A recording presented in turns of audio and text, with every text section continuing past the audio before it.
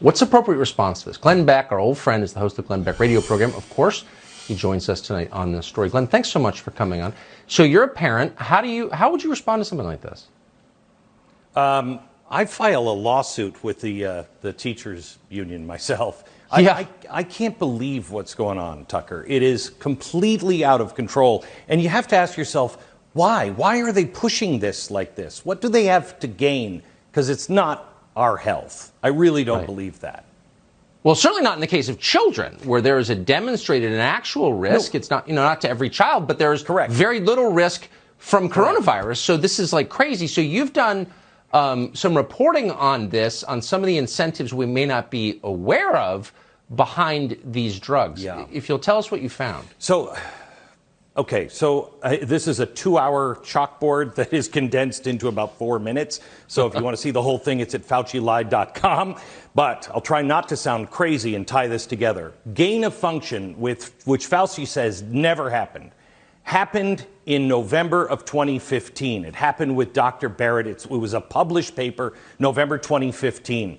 The USAID and Fauci with EcoHealth, they were funding it. It was happening with the Wuhan people. So we know that. But what you may not know is in November, the same month that published paper comes out, the United States begins a partnership with Moderna. And they are searching for mRNA coronavirus vaccines. Kind of a weird coincidence. But wait, it gets worse. In this time, we skip to 2018. DARPA receives a proposal from Dr. Barrett, U.S. guy, Dr. Shi from Wuhan, and Peter Daszak from EcoHealth, EcoHealth. And DARPA sees this and says, this is far too dangerous. We're rejecting your proposal. We don't know what happened from there, but we do know just about 12 months later in Wuhan, where Peter Daszak, Dr. Shi, the Bat Lady, and Dr. Barrett were all doing research on coronaviruses. About a year later, there's an outbreak. And the outbreak actually begins, according to documents that we have that have been smuggled out of China, that there were 10 hospitals involved by October with patients that we now know are corona-like virus symptoms. They didn't know what was going on. Now, that was in October. Remember, we didn't know anything about this in December. We were starting to get rumblings. China said there was some sort of an outbreak on December 31st. But Dr. Barrett signs a government deal with Moderna. I want to read it exactly to you. This deal was made.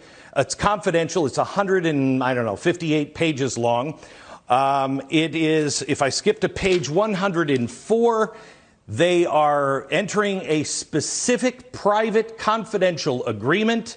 The NIH appears to be transferring technology to Dr. Barrett, but what they're making clear is, quote, mRNA coronavirus vaccine candidates developed and jointly owned by NIAID and Moderna.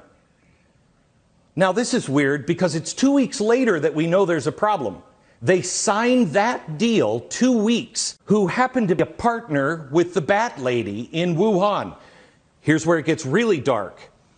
These are the same group of people that in the end of January begin to have meetings, and they shut down and begin to smear anyone who's looking into the lab leak theory.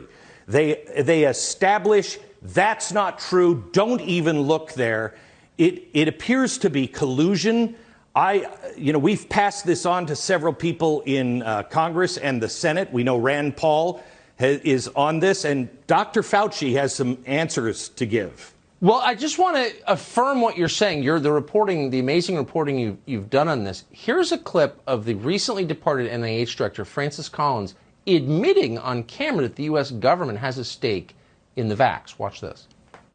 Who's going to own that vaccine? Does the federal government own it? One of the vaccines, the one that's furthest along, was started actually at the federal government in our own vaccine research center at NIH.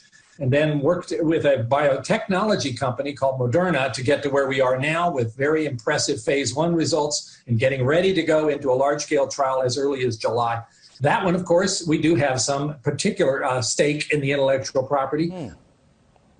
This just I mean, you are not making this up. What you're saying is true. Really quickly, why is this not a front-page story everywhere?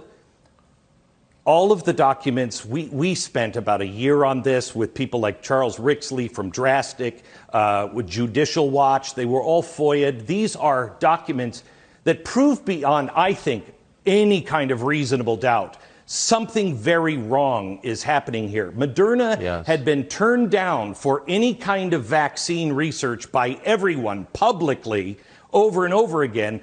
And now this test is being done on our children. This is the only time that anybody will admit they were doing any kind of testing on coronavirus research for a vaccine with Moderna.